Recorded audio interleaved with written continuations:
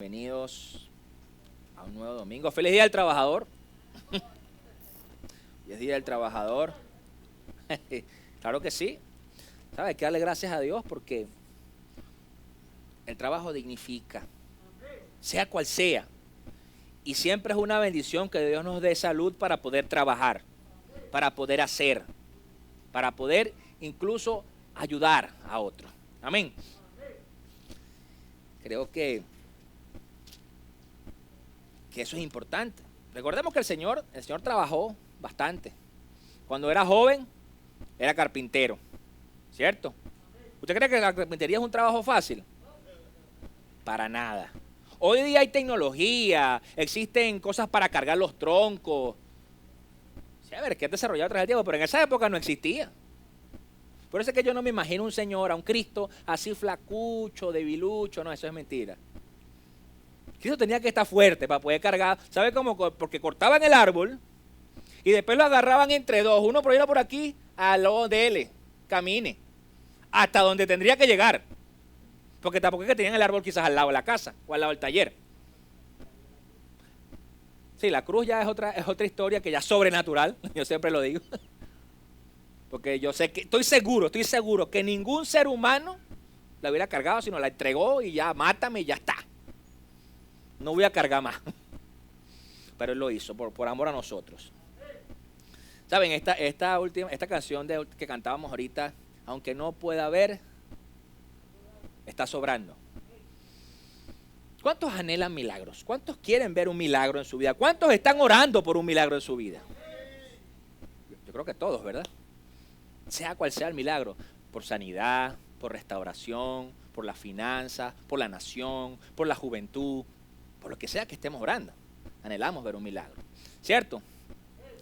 Yo creo que eso es algo muy común dentro del creyente, porque sabemos y conocemos al Cristo que tenemos.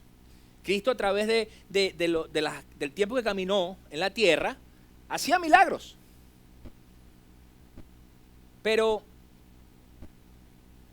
¿qué pasa si yo le digo que el milagro no es el fin de lo que hacemos? El fin de lo que vivimos.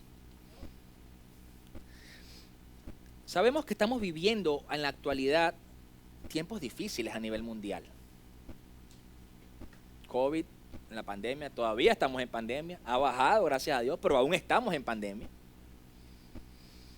Y en China otra vez está como un brote de algo raro, una gripe, no sabemos. Estamos orando, Señor, que no salga eso allá. Claro. Guerras. Vemos la guerra con Rusia y Ucrania. Ucrania es un país casi destruido totalmente. A punto de una guerra mundial. A puntico. Porque solo basta que una de las potencias se mande una bombita y se acabó lo que se daba. Empezó la guerra mundial. Es más, hay expertos que dicen que ya inició la guerra mundial. Solo que aún no ha llegado a lo militar. Inició en lo comercial, inició en el tema de los recursos. Porque, por ejemplo, un país como Rusia, que es el proveedor de gas de toda Europa, de casi toda Europa, te cierra el grifo y ya está. Eso es una guerra.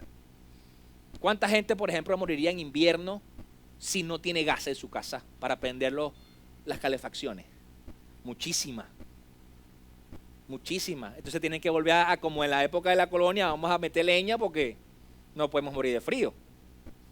Porque déjenme decirle, nosotros en Venezuela, en Caracas, tenemos un clima bendecido, aunque en estos días han caído unos palos de agua tremendos, pero tenemos un clima bendecido. O sea, usted lo nota cuando sale de Caracas, cuando ya viene por Tejerías hacia acá, ya ve la diferencia de clima de La Victoria a Caracas, ¿cierto? Que es un clima sabroso, pues fresco. Pero en esos países, el clima fresco es -1 grado. Ese es el clima fresco, donde ellos andan en camiseta, pues. ¿Me entiendes? Entonces, no, ellos dependen de muchas cosas, muchos recursos. Entonces, sabemos que el mundo está colapsado. Hoy día, la economía, no hablemos de la economía mundial, porque no se trata solamente de nuestra nación, es la economía mundial. Empresas como Amazon, que desde 2015 no mostraban pérdidas, ahorita salieron los números, han perdido 3.800 millones de dólares desde enero hasta aquí. Pérdidas. Eso es mucha plata. ¿Cuánta gente come con eso?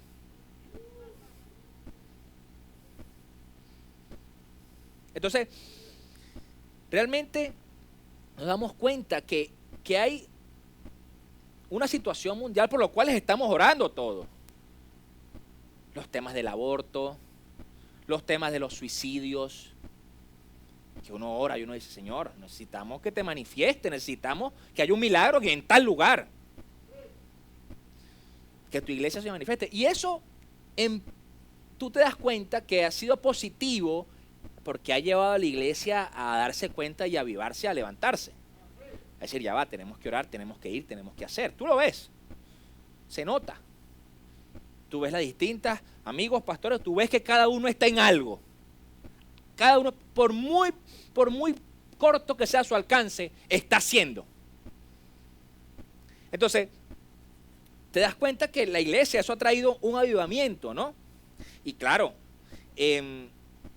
nos damos cuenta que para que el pueblo de Dios realmente, o una nación, se aboque a buscar y a orar, Dios tiene que permitir cosas de ese tipo, como en Ucrania.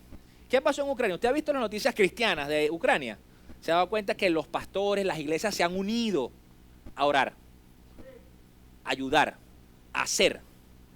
Que los pastores y las iglesias y los que se han querido quedar de las iglesias se abocaron a ayudar. Decimos, nosotros no nos vamos a quedar. Porque tampoco es condenable que quieran irse. O sea, porque asusta, ¿no? Que tú estés parado en un lugar y ¡pum! Y te caiga una bomba y te desaparezca. Eso tampoco es condenable, ¿verdad? Entonces, pero estos pastores se han dedicado a, bueno, vamos a ayudar y vamos a hacer y vamos a manifestar de la gloria aquí. Pero tuvo que pasar una guerra en esa nación para que eso pasara. Entonces, ¿qué pasa? Vemos que hay señales a través del tiempo, y hoy día en la actualidad, que nos muestra que estamos en los tiempos finales. Eso es innegable. Eso es innegable. Enfermedades, anuncios de guerra, muchas cosas. No sabemos cuándo venga el Señor, si viene ahorita, si viene dentro de 100 años, dentro de 30, no lo sabemos. Pero de que son los tiempos finales, son los tiempos finales. Eso no, es innegable, ¿no? Ahora, nos damos cuenta que dentro de ese abocar y ese avivamiento que ha traído Dios en la iglesia, entonces uno habla más y uno predica a su familia y uno procura dar buen testimonio, pero a veces parece que no pasa nada. Que usted le dice y la persona como que no lo escucha. Que usted muestra testimonio y la persona como que no le cree. Que usted le habla de, mire, Dios hizo este milagro en mi vida y la persona así como que me estás como echando cuento. ¿Es o no es? Y por supuesto, eso frustra. ¿Cuántos se han sentido frustrados que están orando por algo y ven que Dios como que no responde? ¿Se han sentido frustrados alguna vez por eso? Yo creo que todos en algún punto. Sí, bueno, Señor, pero ¿hasta cuándo? ¿Hasta cuándo? Vamos a hacer esta encuesta. ¿Cuántos han orado porque Venezuela sea diferente? Todos, ¿verdad? Sea diferente en todos los aspectos. Social, económico, político. Y no me refiero a político que es que esté un gobernante u otro, sino que la dinámica política sea diferente. ¿Cierto? Cultura. Pero lo que pasa es que muchas veces oramos y esperamos que Dios haga el milagro, tomando el ejemplo de la nación, como yo quiero. Si oramos por los gobernantes, que a mí no me gusta ese gobernante, yo quiero que ponga otro, porque ¿qué pasa si el otro es peor? Porque puede ser. Discúlpeme, pero puede ser. Entonces, mi oración en ese aspecto cambió hace mucho tiempo. Yo no oro si lo quita, si lo cambia, si lo pone. Yo oro, Señor, el que sea que esté ahí, el que sea un hombre justo, que sea un hombre que tenga temor de Dios, que sea un hombre que haga las cosas correctas. Entonces ya ahí no, a mí no me importa si es de arriba, de abajo, de derecha, izquierda, del centro, de abajo, de adentro, no me importa. ¿Me entienden? Porque me interesa más que sea un hombre con temor de Dios. Cuando es un hombre con temor de Dios, va a abocar si va a ser, no, ya va, esto es lo justo, esto no es lo justo. Lo justo delante de Dios, me refiero, no delante del hombre. Entonces, por supuesto, es frustrante encontrarse con incredulidad. ¿Cuánto hemos escuchado? No, eso, Venezuela se lo llevó quien lo trajo. Esto ya no sirve. A mí me dicen constantemente, ¿cuándo te vas a ir de Venezuela? Venezuela ya no sirve. Ajá, pero a mí Dios me tiene aquí, o sea, me voy a ir contra Dios, pues, porque yo soy yo. ¿Me entienden? Y resulta que si nosotros vamos a la palabra, vemos que Jesús también enfrentó incredulidad. Y si Jesús enfrentó incredulidad, ¿usted cree que tú y yo no lo vamos a enfrentar? Claro. Jesús era milagroso, ¿verdad? Sanaba enfermos, resucitó a Lázaro, sanaba ciego, cojo, leproso. Ahora fíjense que dice, vamos a ir a la palabra en Marcos 6 y vamos a leer desde el versículo 1 hasta yo les aviso hasta dónde. Dice, salió Jesús de allí y fue a su tierra. Jesús fue a su tierra, donde estaba su familia, sus amigos, a quien conocía, pues. En compañía de sus discípulos. Cuando llegó el sábado, comenzó a enseñar en la sinagoga. ¿De dónde sacó tales cosas? Decían maravillados muchos de los que le oían. Decían, wow, qué sabiduría tenía Jesús. Porque claro, conocían cómo se crió, pues. Conocían cómo creció, con quién hablaba, qué hablaba. A la mujer así todo malandro y tal. Cuando estaba chamito, ¿no? Pero resulta que llegó como el maestro y llegó hablando sabiduría. Y dice, versículo, todavía estamos en el 2. ¿Qué sabiduría es esta que se le ha dado? ¿Cómo se explican estos milagros que vienen de sus manos? Esa pregunta de cómo se explican estos milagros que vienen de sus manos, estaban confirmando que ellos creían en los milagros. Ellos creían que Jesús hacía milagros y que los habían visto. Pero aún decían, ¿cómo se explican? Ellos estaban buscándole la explicación a los milagros de él. Pero no le creían a él. ¿Sí me entienden? O sea, le decía, yo soy el Hijo de Dios, yo soy el Mesías. Creían en los milagros que le hacía, pero ya va. No, yo no sé si tú eres el Mesías. Porque es que tú eres el hijo de Petra. Y dice, versículo 3, ¿no es acaso el carpintero el hijo de María y hermano de Jacobo, de José, de Judas y de Simón? ¿No están sus hermanas aquí con nosotros? Y se escandalizaban a causa de él. Por tanto, Jesús les dijo, vamos a hacer una pausa allí. La versión de la Biblia Dios habla hoy, dice, ya se la voy a decir exactamente qué dice, porque yo lo copié aquí. La versión de Dios habla hoy dice, ¿dónde la puse? ¿Dónde estoy? Disculpen aquí que se me... aquí está. Dice, y no tenían fe en él, dice la versión Dios habla hoy. Y la versión de Nueva Traducción Viviente dice, fue más allá. Decían, se sentían profundamente ofendidos y se negaron a creer en él. O sea, ellos se fueron más allá todavía.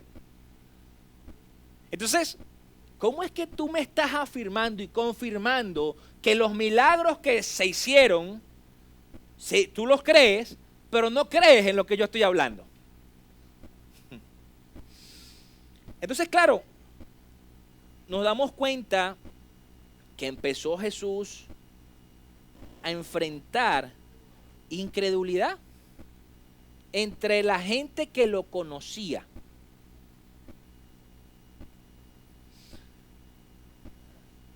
Ahora, es muy común, por eso les preguntaba, ¿cuántos quieren un milagro? ¡Amén! ¿Cuántos anhelan que Dios ore por sus finanzas y usted tenga la cuenta llena de millones de dólares? ¡Amén! Todo. Yo también. ¿cierto? Pero hay una realidad. Cuando nos enfocamos en buscar el milagro y dejamos realmente de ver al Señor o de buscar su palabra o de fomentar o de cimentar, mejor dicho, los cimientos, valga la redundancia, empezamos a olvidarnos del Señor porque quiero el milagro. Y empezamos a buscar la recompensa. ¿En qué nos diferencia eso de los perritos cuando los estamos entrenando? Yo le voy a dar una palabra que a lo mejor la he escuchado, a lo mejor no. Se lo dijo creo que el domingo pasado. Proscunetes. Proscunio. Esa palabra habla de adoración. Y cuando hablamos de adoración, esa palabra define el postrarse delante de Dios. Y la traducción, decía yo ese día, que se refiere a como al perro que besa la mano. Ese es proscunio. O sea, usted sabe que un perrito usted le dice, no te orinaste ahí, pa, y le da 3 periodicazos, y el perrito viene y le mueve la cola y lo lame. Igualito. Eso es el proscunio, que Dios te exhorta, Dios, y tú, Dios, yo estoy contigo. Pero resulta, por eso pongo el ejemplo de que nos diferencia de cuando entrenamos un perrito. Siéntate, le damos una galletita. Haz esto, toma una recompensa. Entonces, si nosotros nos enfocamos en la recompensa, empezamos a dejar de ver realmente lo importante, que es el fundamento. No es que no anhelemos el milagro, no es que no oremos por eso, no es que dejemos de buscarlo. Pero si dejamos de buscar el fundamento y dejamos de buscar al hacedor de milagros, viene mi pregunta, ¿se hará el milagro? ¿O lo hará Dios? Esa puede ser otra pregunta. Porque puede ser que te lo dé otro. Satanás. Que te diga, ay, ¿tú quieres plata? Mira, aquí están los reales. ¿No se lo dijo Jesús? Cuando dice que cuando el Espíritu lo llevó al desierto a los 40 días de ayuno, se le presentó Satanás. ¿Por qué a los 40 días? Porque ya estaba débil el cuerpo. ¿Usted ha pasado hambre algunos días? ¿Ha ayunado más de 3 días? Pero ayunado. No es que, bueno, voy a... mediodía, no. Ayuno.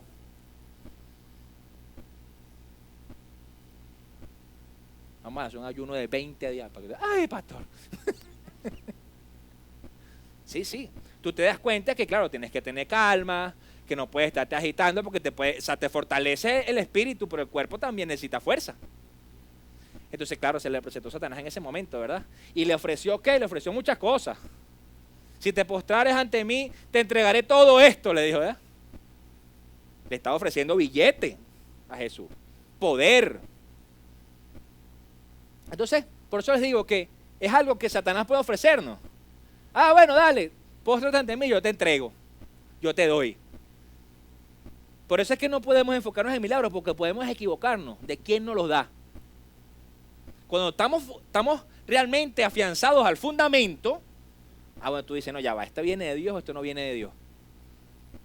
Una pregunta que yo me hago siempre cuando yo estoy orando por algo y veo que en X tiempo se puede llegar a dar, digo, ya va, ¿por qué ahorita? ¿Por qué en este momento? ¿Por qué? Porque yo estoy orando y a lo mejor yo creo que es a mi manera. Pero resulta que quizás llegó de esa manera que yo creía. Y yo, ya va, ¿por qué ahora? Y empiezo a evaluar, y empiezo a orar. Y después cuando te das cuenta, Dios te tenía algo mejor. Solo que era una pruebita. Ahora, no deja de ser sobrenatural, grandioso, maravilloso, cuando venimos a la iglesia un domingo y hay maravillas, dones, prodigios. Hay mucha gente que hoy, día domingo, está quizás en la iglesia y Dios está haciendo algo sobrenatural en su vida. Lo está sanando, lo está restaurando, ¿verdad? Y eso está bien.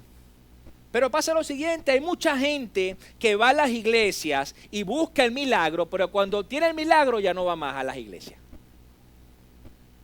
Deja de buscar el fundamento, deja de buscar al Señor, deja de buscar de llenarse. ¿Sabe? En Lucas 17 vemos la historia de los 10 leprosos. Se las leo rapidito. ¿Dónde estoy? Dice, versículo 11, Lucas 17 dice, un día, siguiendo su viaje de Jerusalén, Jesús pasaba por Samaria y Galilea. Cuando estaba por entrar en un pueblo, salieron a su encuentro 10 hombres enfermos de lepra, como se habían quedado a cierta distancia. Como se habían quedado a cierta distancia, gritaron, Jesús, Maestro, ten compasión de nosotros. Jesús mostró compasión. Y al verlos les dijo, vayan a presentarse a los sacerdotes. Resultó que mientras iban de camino, quedaron limpios.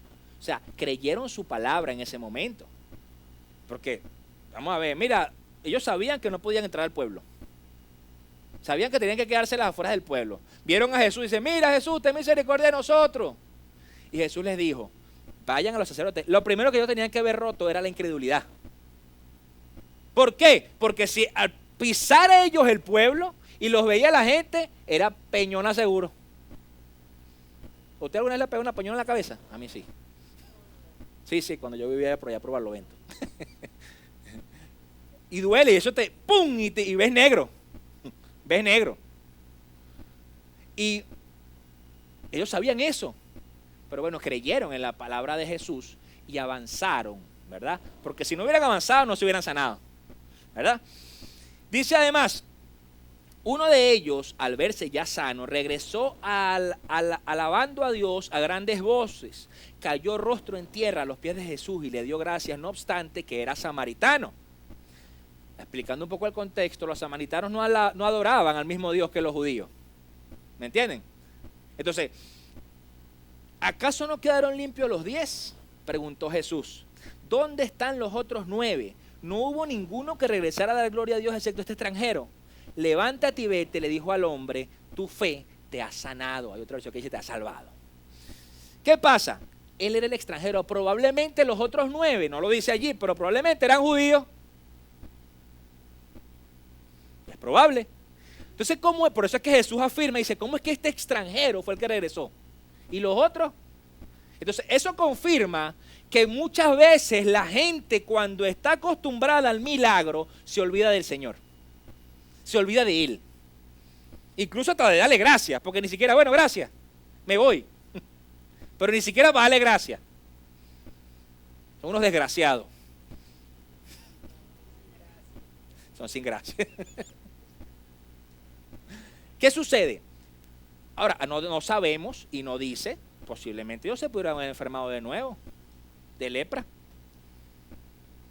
Es posible. Quizás algunos dirían, no, me voy con mi esposa que tenía años que no la veía. ¿Cierto? Me voy a ir a rumbar, me voy a un bar. También era una opción que tendría alguno. Pero la cuestión está que por eso es que digo que eso es grandioso. Ver que Dios haga milagros en las iglesias, ver que Dios haga. Pero es más grandioso cuando dejamos de enfocarnos en ese milagro y buscamos de nuevo al Señor. Porque allí te das cuenta que se va a fomentar realmente ser discípulo. Y que tú vas a buscar el discipulado de Jesús en tu vida. Claro. Entonces, claro, yo estoy seguro que iba a ser mucho mejor para esos 9 leprosos el haber vuelto con Jesús. Era mucho mejor. Ahora, yo lo que quiero es animarlo a usted hoy. A que no importa por lo que usted esté orando, no importa si usted está buscando ese milagro en su familia, en su vida, en su salud, en las finanzas, no deje de creer y avance. No se enfoque en el resultado, enfóquese en Él. Enfóquese en Él. ¿Saben?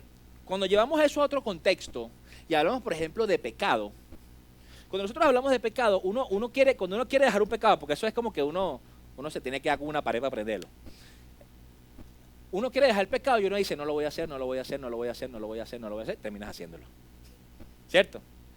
No voy a fumar, no voy a fumar, no voy a fumar, y estás así, pasas por un kiosco y ves así. Cuando pasa alguien fumando y huele a cigarro, vas así como en las comiquitas, vas flotando atrás del humo. Así el aroma te atrae. ¿Cierto? No voy a ver a la mujer, no la voy a ver, tú se vas por la calle, pero tú se ves, vas así que vas con esa lucha interna. Pero resulta que cuando tú estás tratando de dejar de pecar en lo que sea, y tú te enfocas en Dios, te olvidaste del pecado. Dejaste de luchar con el pecado. Dejaste de luchar con la adicción, con la lascivia, con el orgullo, con la ira, con lo que sea que estés luchando. Porque te enfocaste en Él. Yo le confieso, en mi vida personal, cuando yo conocí a Dios, eso fue lo que yo hice. Mira, yo tenía muchas cosas que dejar en mi vida y creo que todavía te lucho con muchas de ellas. Pero cuando yo conocí a Dios, yo me clavé de cabeza aquí en esta iglesia. Pues. Me metí aquí 24/7, voy a buscar a Dios, Dios mío. Ayúdame, Señor. Y Dios, poco a poco, fui olvidándome de muchas cosas. Que después ya uno dice, bueno, ya ni me interesa, ya hasta las aborrece. O sea, no, ya no importa. Entonces, cuando tú llevas eso al contexto de los milagros, ahora volviendo al tema de los milagros, es lo mismo. Si tú dejas de enfocarte, Señor, dame esto, Señor, dame milagro. No estoy diciendo que es que vas a dejar de anhelarlo. Pero vamos al punto. Si tú crees que Dios lo puede hacer, tienes que orar 10,000 veces para eso. Señor, yo necesito esto. Y ya está. Va a decir todos los días, Señor, dame esto. Señor, eso se parece a mi hijo, a los niños de 3 años, de 5 años. Dice, papá, dame esto, papá, dame un helado, dame un helado, dame un helado, dame un helado, hasta que te vuelve loco. Dice, bueno, ya. ¿Me entienden? Si nosotros creemos que Dios es nuestro proveedor y Dios va a hacer las cosas sobrenaturales en nuestra vida y Dios quiere lo mejor para nosotros, ya yo oré, Señor, mira, yo tengo tal situación. Tú sabes que necesito resolverla. Ayúdame. Ayúdame. Yo le he contado el testimonio aquí varias veces, a lo mejor no todos han estado, pero de cuando Gabriela tenía 3 añitos, 2 añitos, no recuerdo qué edad tenía. Una Navidad se enfermó mucho de una tos, pues ya siempre el frío le ha afectado, entonces ya no, gracias a Dios. Pero siempre el frío en Navidad le daba siempre el tema de la tos y el asunto y se trancaba. Una Navidad se puso bien delicada, bien grave. Y ya la niña tú veías que estaba así tontica y no se movía pues y estaba así, ay Dios mío, asustado, bueno Señor, vamos corriendo. No teníamos ni una puya, ni una puya. Bueno, no es que mucho ha cambiado, pero Dios siempre nos ha provisto. No es que ha cambiado mucho, pero exacto, no tengo ni $1. pero la cuestión está en que, bueno, fuimos a donde su pediatra, llamamos a la pediatra trabajaba en una clínica y ella siempre la atendía, pero teníamos, les miento, teníamos para pagar la consulta de la pediatra, pero no teníamos para pagar una emergencia, no teníamos seguro. Y dijimos, bueno, vamos a llevarla para la consulta para que la pediatra la evalúe y haga, y bueno, nos diga qué darle. O sea, uno dice, bueno, para darle algo en la casa. Cuando la pediatra la ve, inmediatamente dice, no, la ausculta, no sé qué, la ve, y dice, esta niña hay que nebulizarla ya. Esas fueron las palabras de la pediatra, hay que nebulizarla ya y meterla en la emergencia ya. Ay, Dios mío. Entonces, bueno, vamos a preguntar ya abajo en la emergencia, eso fue en Centro Médico, ahí en San Bernardino. Vamos a preguntar en la emergencia, no sé qué. Bueno, fuimos a preguntar. Y pasamos a la niña a la emergencia y la doctora la mete y no sé qué. Y la doctora la mete en la emergencia y la doctora me pregunta, ¿y tú tienes para pagarlo? Y algo me dijo, dile que sí. Yo dije, pero yo no puedo mentir, yo no estoy diciendo, vamos a decir mentira. Dile que sí. Y yo le dije, sí. Vamos para la administración. Ay, Dios mío. Y me dan el presupuesto que me acuerdo que eran 200 y pico de millones de bolívares. Ay, no. Ajá. Y ya cuando yo regreso a la emergencia, yo decía, bueno, Laura, no podemos, vamos a llevárnosla. Ya la tenían nebulizando, ya la tenían todo. Ya la tenía con su máscara y todo lo demás, ¿no? Y bueno, salgo yo. Y empecé a llamar a mi pastor, tengo tal situación, y el pastor estaba fuera del país. Y entonces, bueno, él me decía, bueno, hijo, déjame ver cómo te ayudo, déjame ver qué hacemos. Déjame ver, yo voy a pedir una plata por ahí prestada y te la voy a pasar, y no sé qué. Resulta que el pastor trató de 1000 formas, le llegó el dinero y trató de 1000 formas de transferirme el dinero. No salía la transferencia. Y me dice, hijo, no sé qué pasa, no te puedo transferir el dinero. Bueno, yo le dije, volví a entrar otra vez para la sala de la emergencia y entonces la doctora Laura me dice, ¿qué pasó? Ya, no, todavía nada, nada. Yo agarré, entonces le dije, ya vengo, voy a buscar la plata.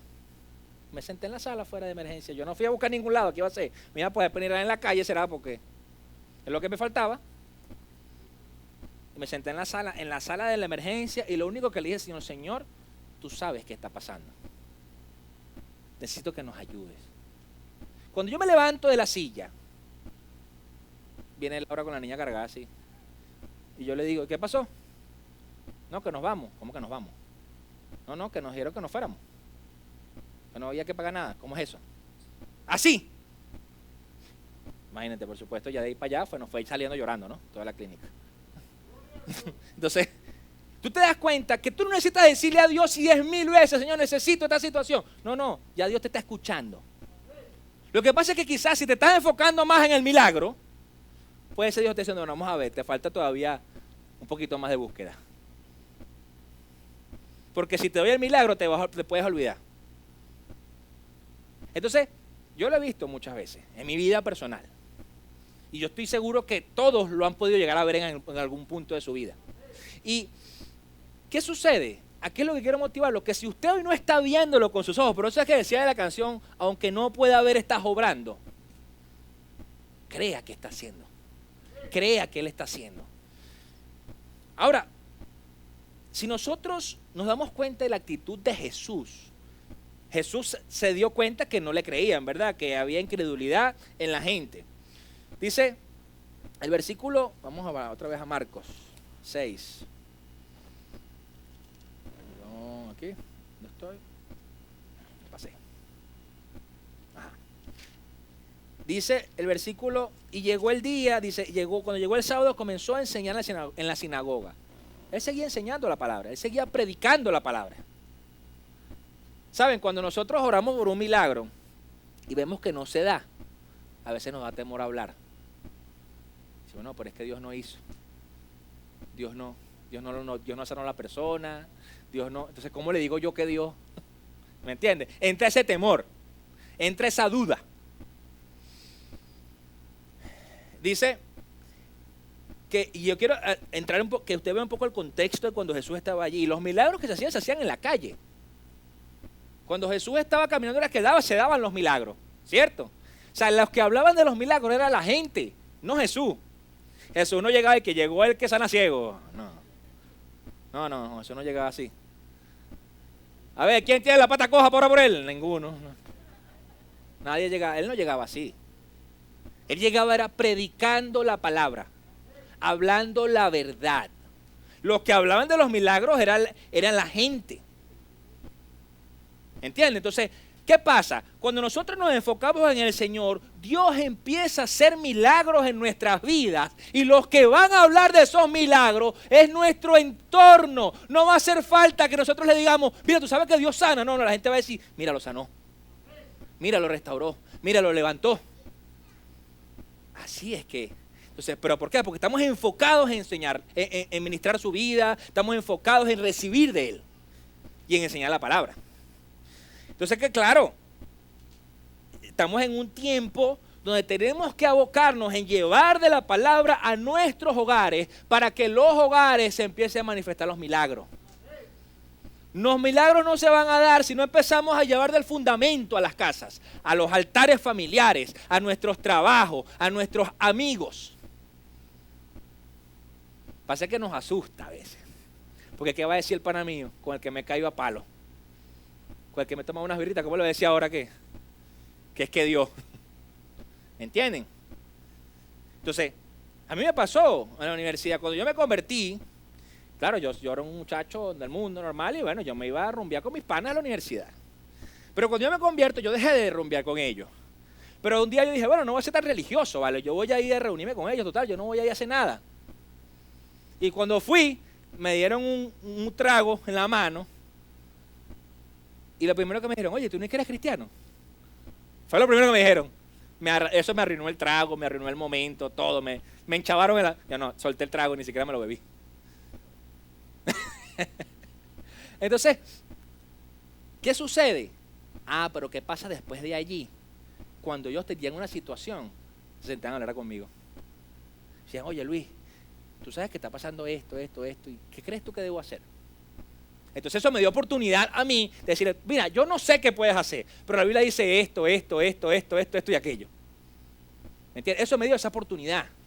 Entonces, ¿qué sucede? Ahora, si yo estoy enfocado en predicarles o en ser social con ellos, porque me van a dejar de hablar, entonces no va a pasar eso. O sea, por supuesto que no va a pasar que ellos van a buscar un consejo sabio en alguien que quizás, mira, esta persona tiene algo.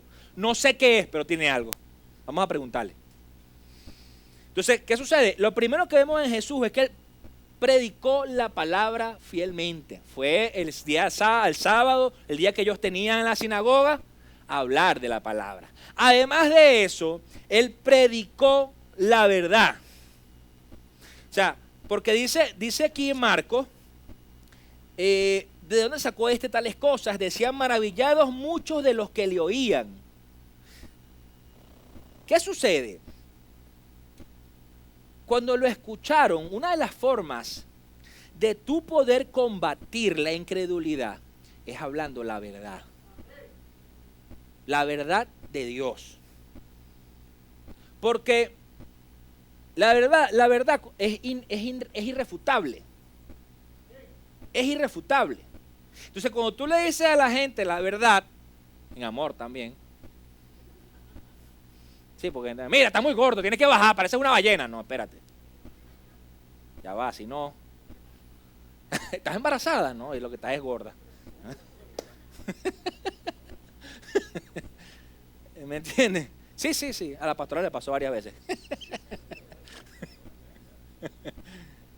Entonces, ¿qué pasa? Que realmente nos damos cuenta que tenemos que hablar la verdad, predicar la verdad. Y a veces cuando nosotros pensamos es que usted piensa que el amor tiene que estar aquí en este púlpito predicando. No, es que donde sea que usted esté, si usted está en el trabajo, en el metro, en la universidad, con sus amigos, usted tiene que hablar la verdad. Usted tiene que decir lo que tiene que decir. En amor, con respeto, pero no. Miren, estos días, una persona me dijo, no, pero podemos hacer esto. Entonces cuando te llamen, tú vas a decir aquello, o sea, que mintiera, que dijera mentira. Yo le dije, mira, usted me va a disculpar, pero yo no miento, yo no digo mentira. ¿Por qué? Porque yo soy un pastor y procuro vivir lo que predico. Y si yo digo mentiras, yo estoy yendo contra Dios. Entonces, no cuente con eso, le dije. No cuente con que a mí me van a llamar y yo voy a decir otra cosa. Yo voy a decir lo que voy a decir. La persona puso brava conmigo.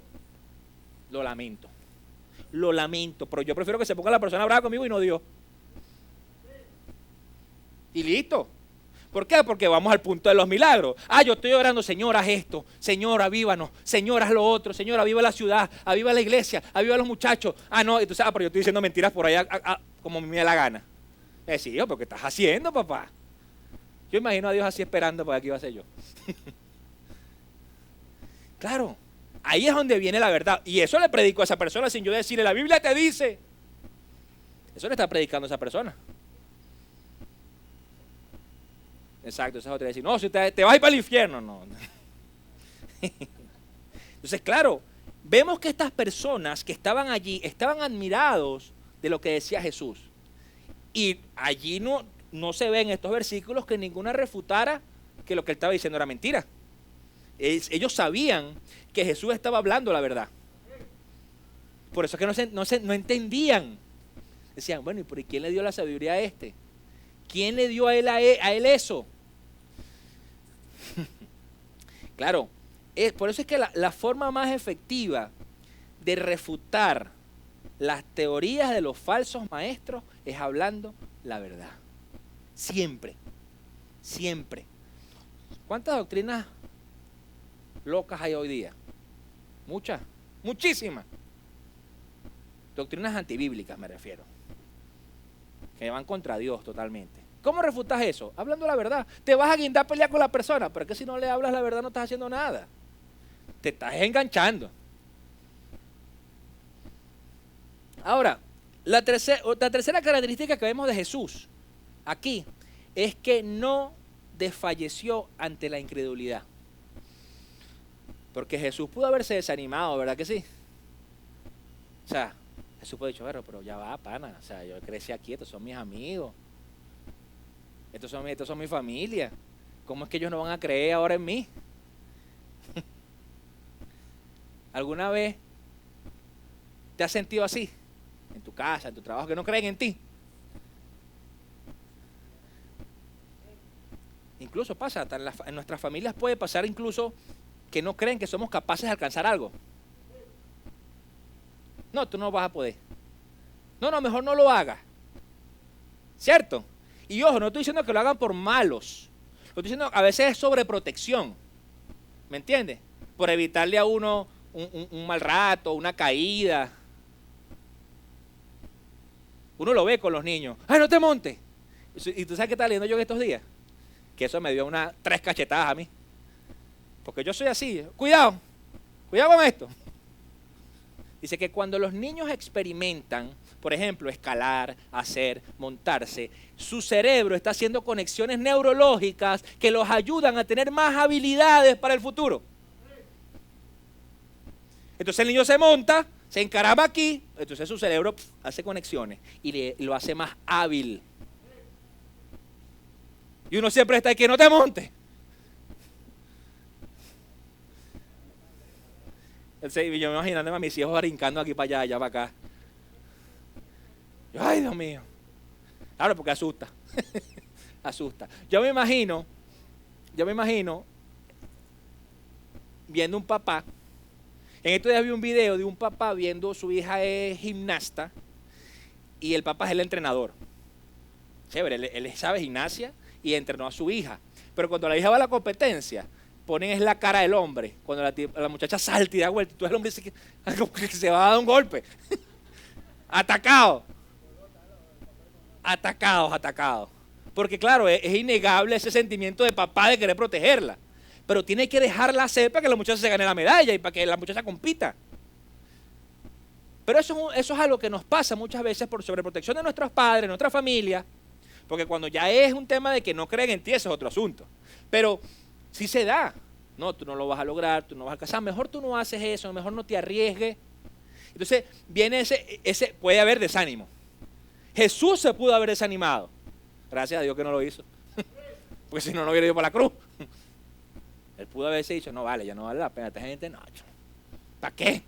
Entonces, ¿qué sucede? La gente siempre va a buscar aferrarse a tu pasado. Tú eras el borracho, tú eras el drogadicto, tú eras el mujeriego, tú eras el malandro, tú eras. ¿Cierto? Entonces, cuando ven que Dios está haciendo en tu vida, lo están viendo, creen y saben que hay algo diferente en ti, ya hay un milagro en tu vida. Pero tú dices, no, pero ya va, es que tú eras el que hacía, tú eras el estafador, tú eras el homosexual, tú eras el violador, tú eras, ¿cierto? Tú eras el bebedor, el rumbero. Entonces empieza a la gente le encanta quedarse esclavo a tu pasado. Sobre todo los más cercanos, los que más te conocen. Porque dicen, no, pero ¿qué me vas a hablar tú?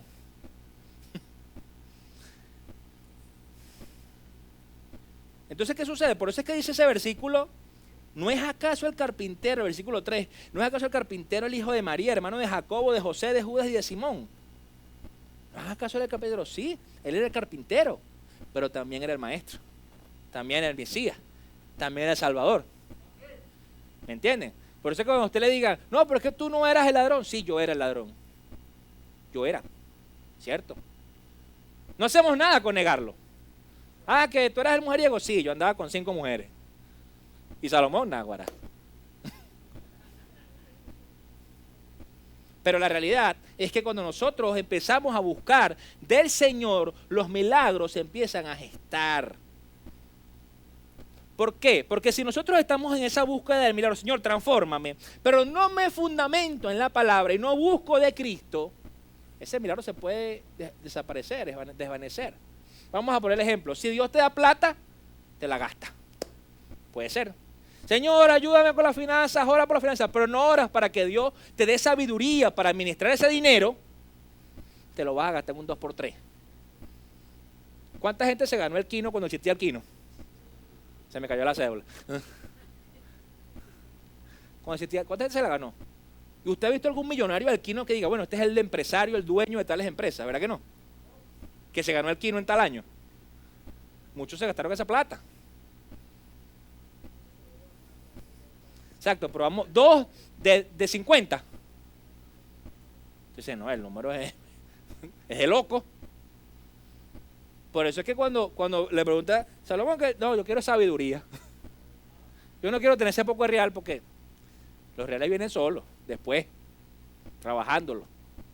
Entonces, es importante que no nos anclemos ahí, porque mira, van a cuestionar tu oficio, van a cuestionar tu procedencia, van a cuestionar si realmente tú eres cristiano o no, van a cuestionar realmente tu milagro, van a cuestionar todo.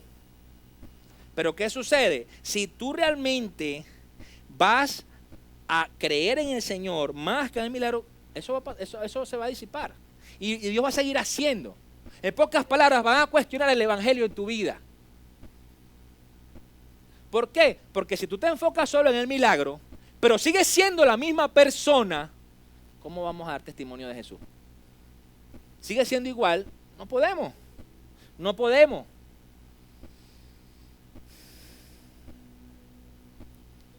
Por eso es que, como dice Pablo, tenemos que ser cartas abiertas.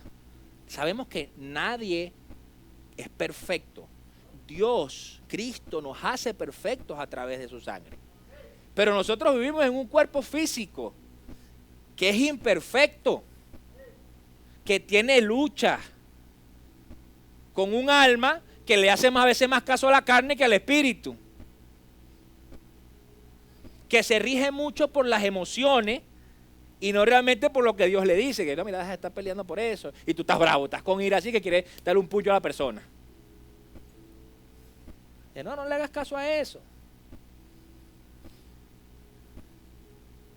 ¿Saben? Cuando hablamos de enfermedades, muchas veces enfermedades como el cáncer, ataques cardíacos, está comprobado científicamente que son procesos emocionales de la persona que se guarda. Está comprobado. Se guarda los procesos, se guarda los procesos. Oye, ay, se murió de repente, le dio un infarto. No, pero ¿cuánto tiempo tenía esa persona guardando algo allí y no entregaba eso? Ahí no va a haber milagro de sanidad porque es que no buscaste, no entregaste.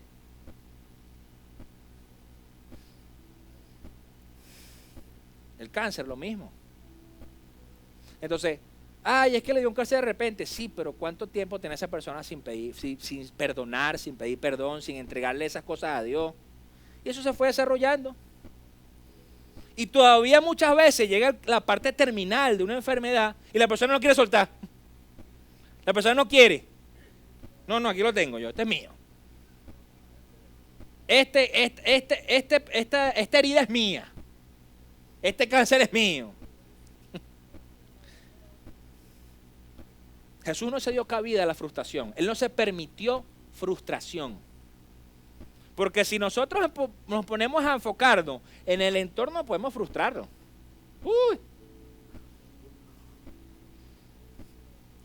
Dijo Jesús en el versículo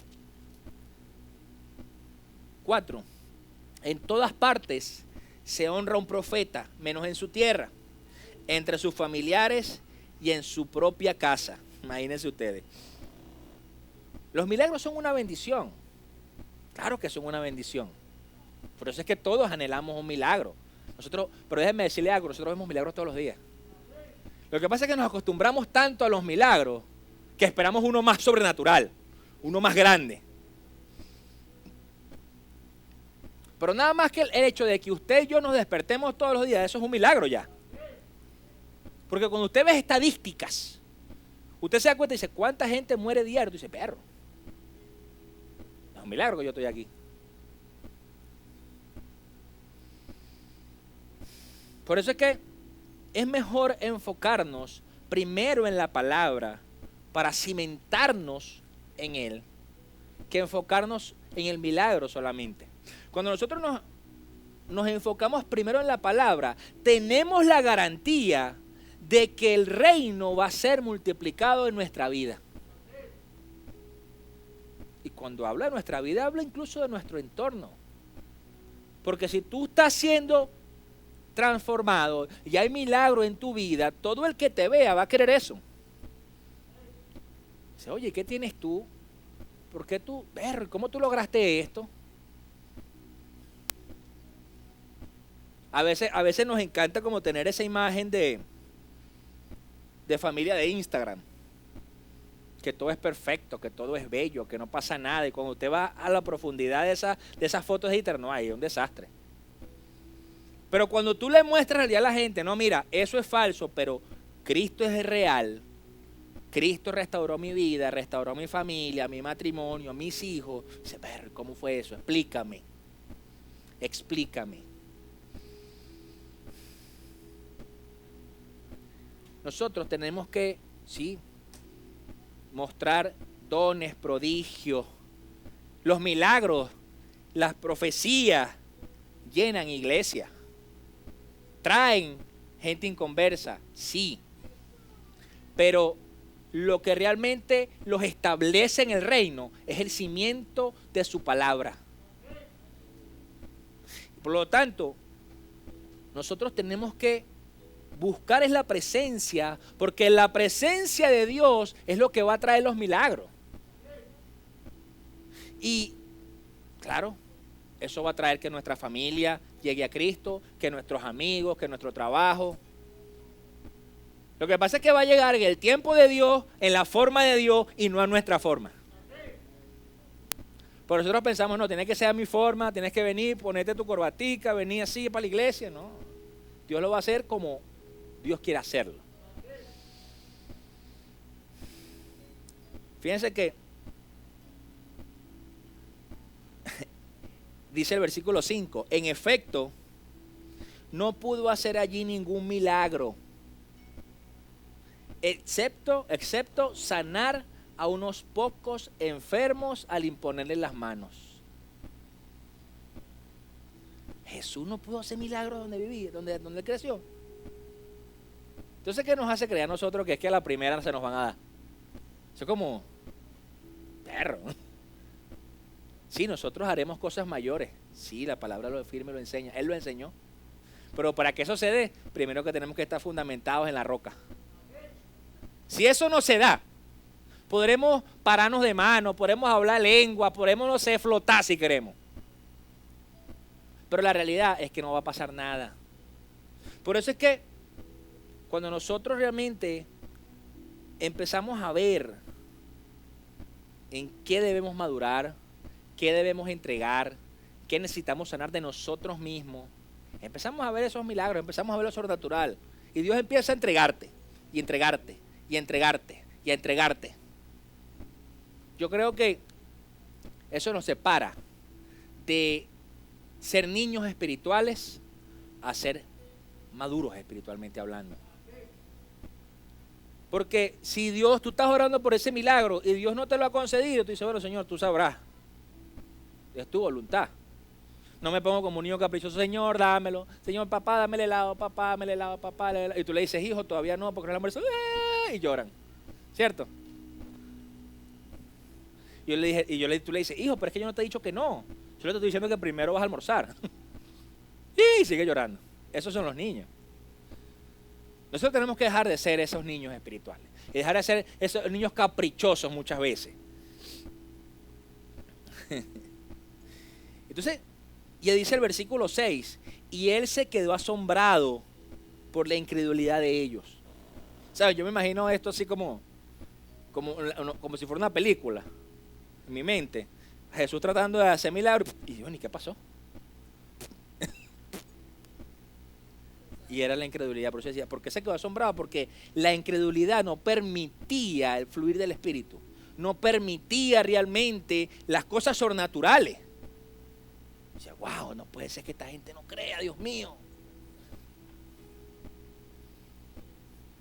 Yo digo lo mismo cuando la gente cuando uno escucha los temas del aborto. Yo digo lo mismo, porque cuando tú ves un eco de un bebé, pero cuando es así, mira, cuando es así una célula chiquitica, pero que ya palpita, dice, no puede ser que la gente no crea. No puede ser. Porque yo de mis 3 hijos, yo los vi, pero desde que eran así, dice, wow, gloria a Dios. Entonces que hablen así tan ligero de, bueno, vamos a abortar, no importa, 6 meses, no importa. ¿Qué es eso, chicos?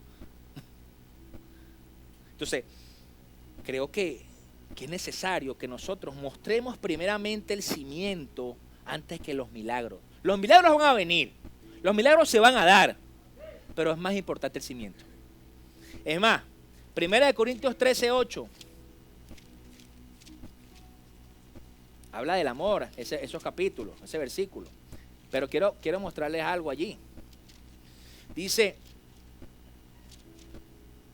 el amor jamás se extingue, mientras que el don de profecía cesará, el de lengua será silenciado y el de conocimiento desaparecerá.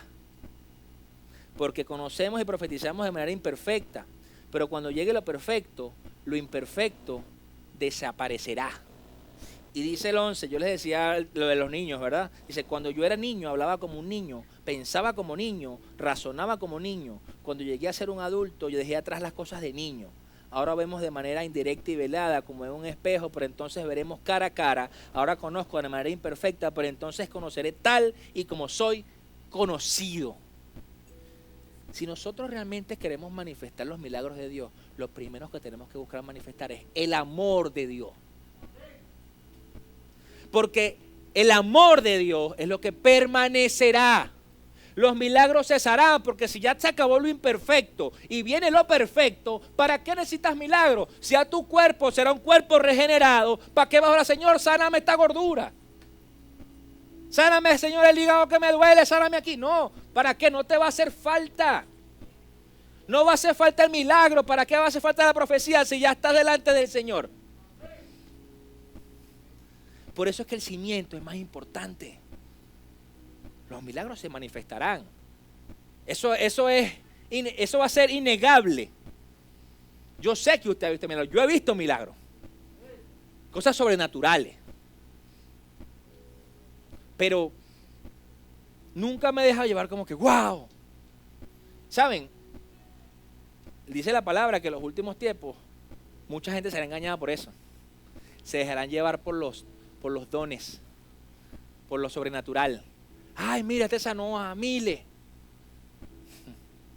Así será engañada la iglesia. Pero cuando nosotros fundamentamos en el cimiento, dice, ya va, fino, gloria a Dios, este hizo milagros, pero no es Él, es Dios. No es el milagro, es Dios. Y tú vas a buscar mostrar del amor a la gente, vas a buscar mostrarle el amor de Cristo a través de la cruz del Calvario.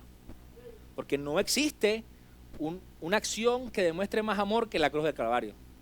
No existe. Yo no conozco todavía al primer esposo que sea crucificado por la esposa. Ni viceversa. Ay, no, pastor, es que usted no sabe lo que yo sufrí. Sí, pero no sufriste más que Cristo. Es embuste. ¿Sí me entienden? Ni más amor, ningún amigo sacrificándose por los amigos crucificados. Tampoco. No existe. La manifestación más grande de amor de Dios es esa cruz. Porque nos trajo por gracia salvación, presencia, nos dejó el Espíritu. Cuando antes de que eso sucediera, no, la gente no contaba con nada de eso. La gente contaba con la ley y era condenado o no. Listo. Y por eso todo el mundo le temía morir, todo el mundo tenía temor, un miedo, pero aterrador de Dios. En cambio, cuando nosotros empezamos a entender a Dios y a ver a Dios como ese papá que te va a cuidar, que te va a proveer, que te va a dar, tú vas a dejar de pensar en que si, ay papá, dame, no, en Él te lo va a dar si te conviene. Si te conviene, si no te conviene, no te lo va a dar. Porque si te lo da, capaz te pierde, capaz te mata.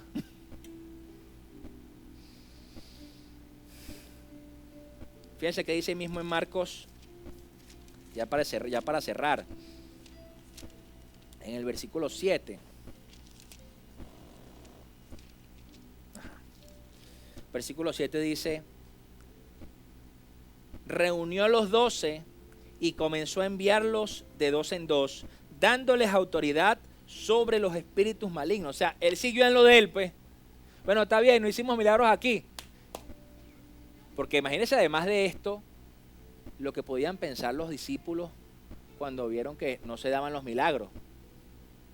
¿Qué pasó? A Jesús se le mojó la pólvora. No está saliendo el tiro, ¿qué pasó? Y entonces, imagínate, ellos también podían caer en ese desánimo, no solo a Jesús. Pero aún así, dice que Él los reunió y los envió de dos en dos, dándoles autoridad sobre los espíritus malignos. Y dice el versículo 12, los 12 salieron y exhortaban a la gente a que se arrepintiera. También expulsaban a muchos demonios y sanaban a muchos enfermos, ungiéndolos con aceite. Y ahí te das cuenta que ya ellos ahí estaban haciendo más cosas que Jesús. Porque Jesús venía de no hacer milagros. Y ellos se fueron y empezaron a hacer milagros. Porque el ánimo y la mirada de, ok, Señor, ¿qué tengo que hacer? Ok, pasó esto, ¿qué tengo que hacer, Jesús? Y dice, bueno, vaya y haga. Y empezaron a manifestarse los milagros. Cuando Jesús le diga a usted, mire, vaya y haga, vaya y hable, vaya, ore, vaya, lea, hágalo. Vaya y toque esta puerta, o vaya y cierre esta puerta. Incluso con las relaciones, mira, deja esa amistad. Entonces uno, no, pero es que tú sabes, Dios, es que es mi amigo. Y yo estoy diciendo, pero déjala.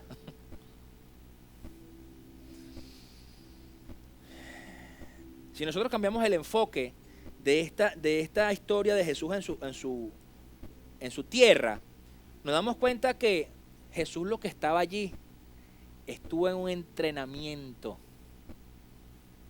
En un entrenamiento para ver su carácter, para ver si él superaba la incredulidad y el desánimo. Porque, ojo, él siendo Dios y siendo hijo del Padre, Dios pudo obligar a la gente que creyera. Pero realmente no fue así. Estaba siendo entrenado realmente para aprender a no desfallecer, para aprender a no rendirse, a no entregarse. Por eso es que lo que yo quiero que usted se lleve hoy es que si usted no ha visto aún ese milagro, no desfallezca. Siga buscando del Señor. Llénese de Él, de su Espíritu Santo. Y ese milagro llegará en el momento que tenga que llegar. Pero si tú desfalleces y te desanimas, incluso tu entorno puede llegar a desanimarse. Por eso es que Jesús le dijo, vengan acá, vayan ustedes, ahora vayan.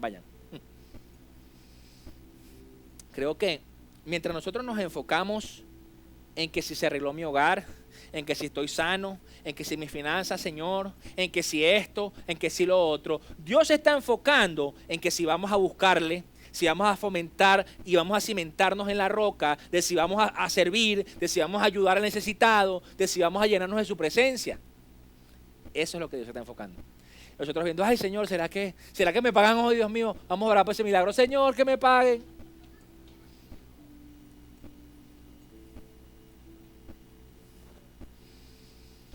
Entonces, porque todo lo que viene del Espíritu es para eternidad. Por eso es que Dios se va a enfocar primero en si estamos siendo constantes y no hemos desfallecido en las cosas del Espíritu. En si vamos a buscarlo, si vamos a crecer, si vamos a avanzar, si vamos a ser discípulos, si vamos a bautizarnos lo que no se ha bautizado, si vamos, ¿me entienden? Si vamos a decidir por Él. Lo demás, lo externo, es una consecuencia de eso. Eso es una consecuencia. ¿Qué dice Mateo 7:33? Buscad primeramente el reino de Dios y su justicia y todas estas cosas serán añadidas. Ese es el primer versículo que yo me aprendí de memoria y el que jamás más nunca en mi vida se me va a olvidar. Fue el versículo que yo cuando me convertí fue el que más viví de principio. Búscame. Y todavía lo vivo. Y aprendí otros, ¿no? No fue el único que me aprendí otros. Pero la realidad es que Mateo 7:33 habla de esto. Busquemos primeramente el reino de Dios y su justicia, y los milagros, los dones, los prodigios, la provisión, la sanidad, la finanza, los negocios, la familia, todo se dará. Amén. Bueno, póngase de pie para orar.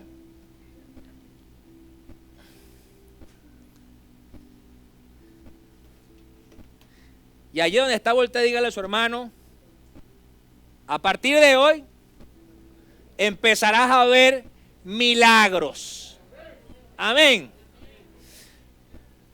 Levante sus manos allí. Padre, en el nombre de Jesús, yo te doy gracias, Padre Santo, por cada uno de mis hermanos, por sus familias. Te doy gracias, Padre Santo, por el milagro que has traído a sus vidas, por la salvación que hiciste a través de esa cruz en cada uno de ellos. Te pido, Rey, que en el poderoso nombre de Jesús, Señor, seas tú cada día fortaleciéndolos, ayudándolos a que no desfallezcan, Señor, en ningún momento, que siempre la mirada esté puesta delante de ti, Señor, que puedan estar postrados, Señor, a tus pies. Que su vida sea una vida constante de entrega, de adoración, que tu Espíritu Santo los llene cada día, que ni las distracciones del mundo, ni las tentaciones puedan hacerlos desfallecer, Señor, ni las voces del enemigo, ni incluso de personas cercanas, Señor, que no vengan de ti esas voces, que seas tu Padre haciendo que sus oídos no los escuchen, que puedan escuchar solo tu voz, Señor. Que puedas darle, Padre, visión, que abra sus ojos espirituales en todo momento y que puedan ver esos milagros por los cuales están orando, Señor. Que podamos crecer, madurar y prosperar, así como prospere cada una de nuestras almas, Señor. Te pido, Rey, que en el poderoso nombre de Jesús quites todo ataque del enemigo contra todos ellos, Señor, contra mi familia, contra la de cada uno de ellos. Que en el nombre de Jesús hagas un vallado de ángeles a nuestro alrededor. Que cubra los dinteles de las puertas con tu sangre, Cristo. Que nos cubras de toda enfermedad, de todo espíritu de muerte, que todo espíritu desolador. Que reprendas a la oruga, al saltón, al revoltón en el nombre poderoso de Jesús. Y que levantes una generación, Señor, avivada, que muestre los dones, los prodigios y los milagros, pero que en el nombre de Jesús siempre apunte a esa resurrección, a esa cruz del Calvario y a esa salvación eterna, Padre Santo. Bendecimos tu vida, Rey, bendecimos al Padre y al Espíritu Santo y te damos toda la gloria y la honra en el nombre poderoso de Jesús. Amén y amén. Denle un aplauso al Señor.